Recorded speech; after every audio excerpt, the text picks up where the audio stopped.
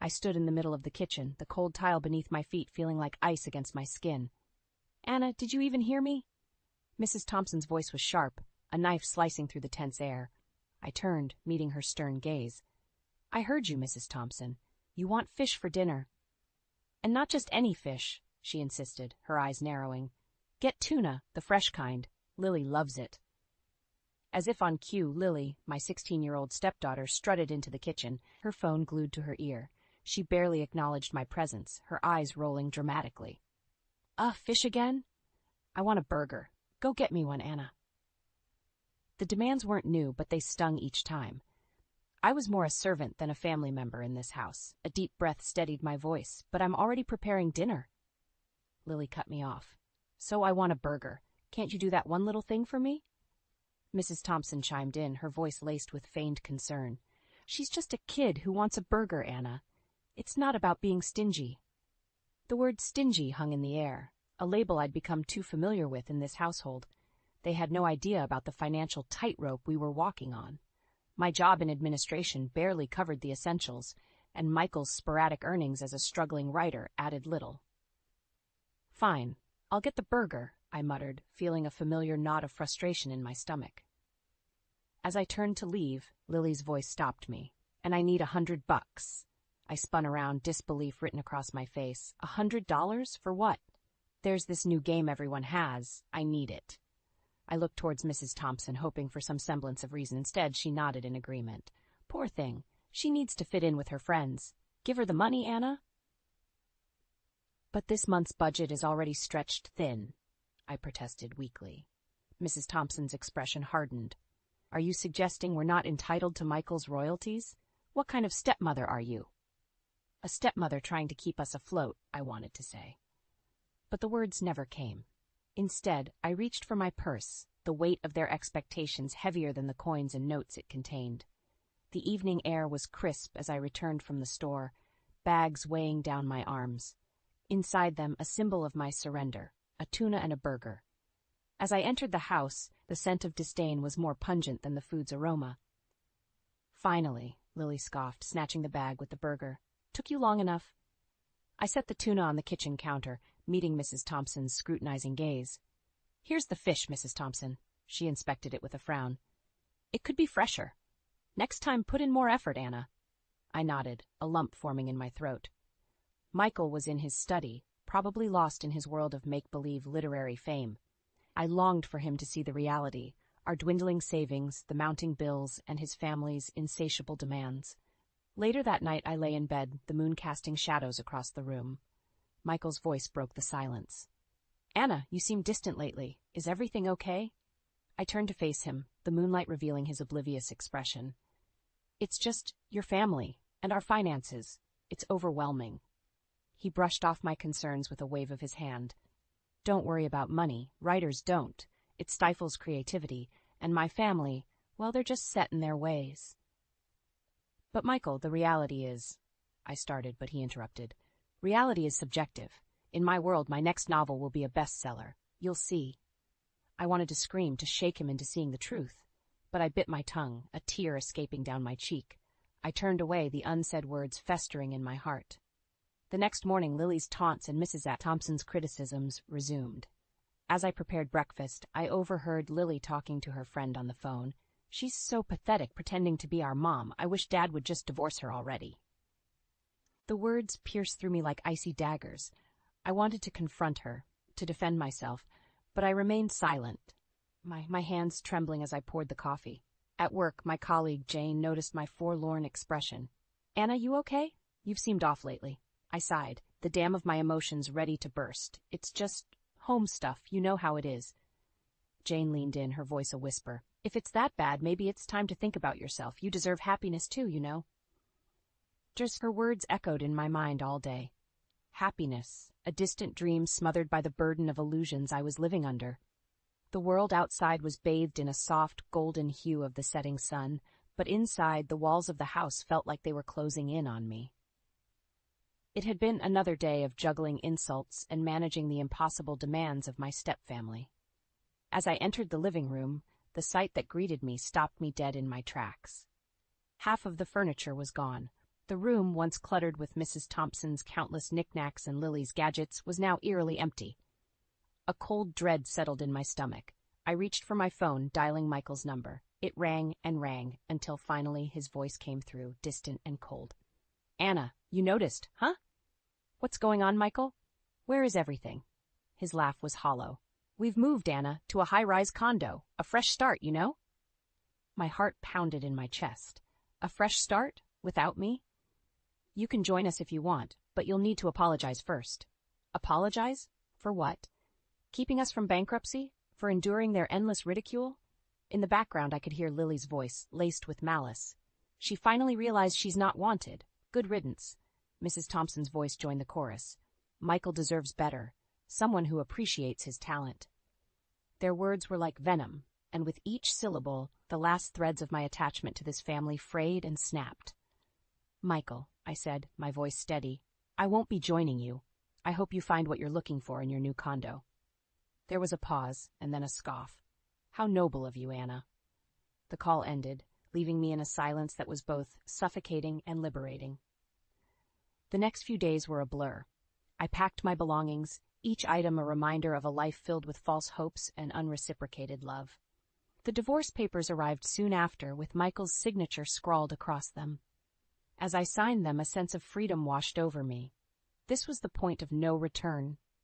I was leaving behind the life of a woman scorned, and stepping into a future where my worth wasn't tied to the whims of a family that never saw me as one of their own. I left the house for the last time, the divorce papers in my bag. The world outside seemed different now, brighter, full of possibilities. I was no longer Anna, the unwanted stepmother. I was just Anna, and that was enough. The first morning in my new apartment greeted me with a quiet that was both unfamiliar and comforting. Sunlight streamed through the windows, casting a warm glow on the sparse yet cozy space I now called home. For the first time in years, I felt a sense of peace. Sitting at my small dining table, I sipped my coffee and reflected on the whirlwind of changes.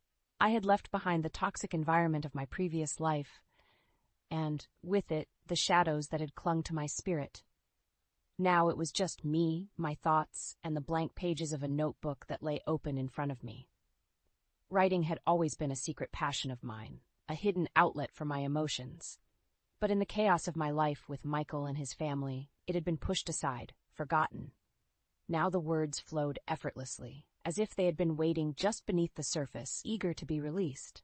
As days turned into weeks, I found solace in my newfound freedom and the routine I had established.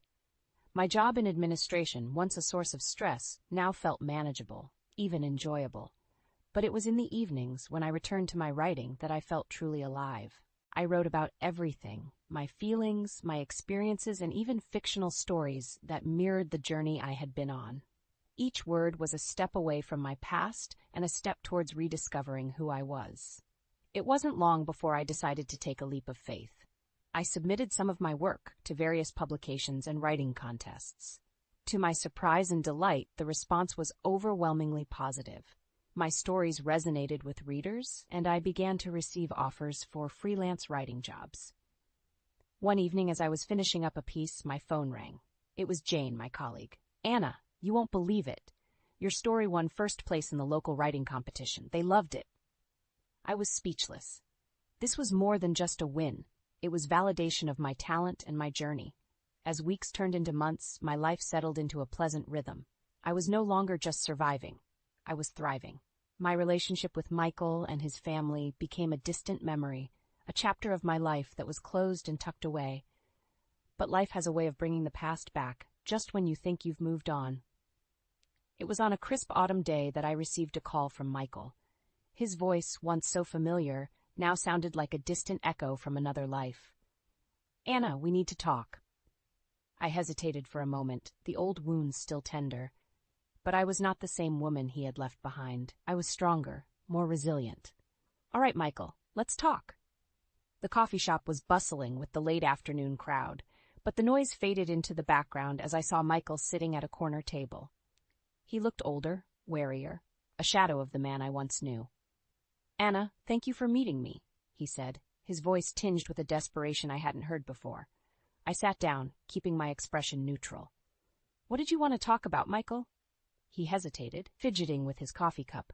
It's about the condo and everything, really. We're in trouble, Anna. I listened, my heart void of the sympathy I once would have felt. Michael spoke of financial woes, the high-rise dream turning into a nightmare of debts and disillusionment. Lily and Mrs. Thompson, once so demanding, were now facing the harsh reality of their situation. I thought my writing would save us, but... Michael's voice trailed off, his eyes not meeting mine. The irony wasn't lost on me. The man who had dismissed my concerns about money was now drowning in the very thing he had ignored.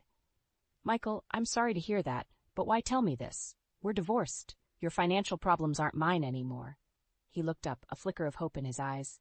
I was hoping maybe you could help us, just until I get back on my feet. The request was absurd, almost laughable. Help you? After everything that's happened? Michael leaned in, his voice low. You were always good with money, Anna, and you've always been kind-hearted. Kind-hearted. The term felt like a slap. I had been kind-hearted, and it had been taken for granted, exploited. Michael, I've moved on. I have my own life now, my own expenses. I can't help you. His face fell, the reality of my words sinking in. I see. I just thought. What did you think, Michael? That I'd come running back to fix the mess you've created? He didn't respond, the silence between us growing heavier by the second. Finally, I stood up. I wish you the best, Michael. I truly do, but your life is no longer my concern. As I walked away, leaving Michael in the coffee shop, I felt a weight lift off my shoulders. It was the final closure I needed. The last remnants of a life I no longer belonged to had been shed. The crisp autumn air was a refreshing contrast to the warmth of my apartment. As I sat at my desk, the glow of the computer screen illuminated the room. It had been a few months since my last encounter with Michael, and life had settled into a comforting rhythm of work and writing. My phone buzzed, breaking the silence. It was a call from Jane.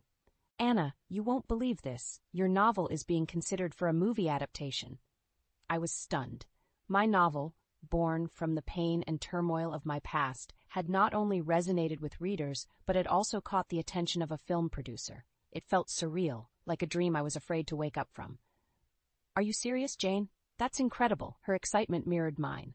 I told you, Anna, you're a fantastic writer. This is just the beginning. As I ended the call, a profound sense of accomplishment washed over me. My journey, with all its hardships, had led me to this moment.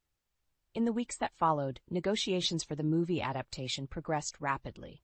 My novel, which detailed the struggles of a woman finding her strength amidst adversity, was going to be on the big screen.